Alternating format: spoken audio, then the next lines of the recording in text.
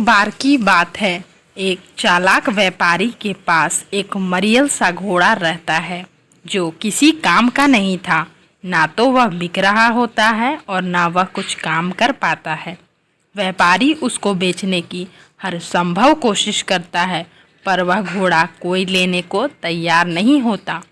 एक दिन व्यापारी जब अपना घोड़ा लेकर रास्ते से गुजर रहा होता है, तभी वहाँ से राजा गुजरते हैं और हंसते हुए उस व्यापारी से कहते हैं, इस मरियल घोड़े को कहाँ ले जा रहा है? जाओ जाकर इसको जंगल में छोड़ दो।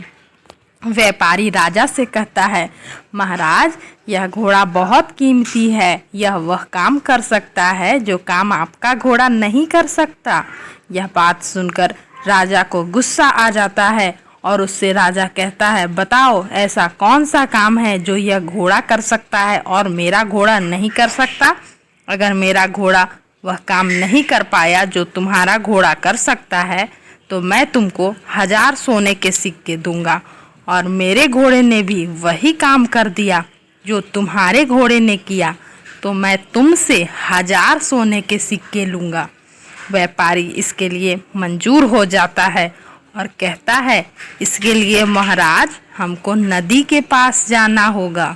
तभी नदी में बहुत तेज उफान आया था, मानो नदी में बाढ़ आई हो। व्यापारी अपने मरियल से घोड़े को नदी में धक्का दे देता है और कहता है, देखो महाराज, मेरा घोड़ा इस उफान में तैर कर आएगा।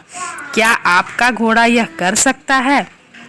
महाराज का घोड़ा बहुत ही कीमती रहता है और महाराज को बहुत प्यारा भी रहता है, इसलिए महाराज उस बहती नदी में अपने घोड़े को फेंकने की हिम्मत भी नहीं करते और उस व्यापारी से कहते हैं, तुम शर्त जीत गए।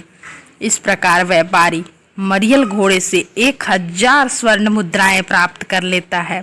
इस कहानी से हमें यह सीख मिलती है कि कभी कभी विपरीत परिस्थितियां में भी हम अवसर प्राप्त कर सकते हैं। बस हमको अपनी वस्तु के गुणों का सही अंदाज़ा होना चाहिए।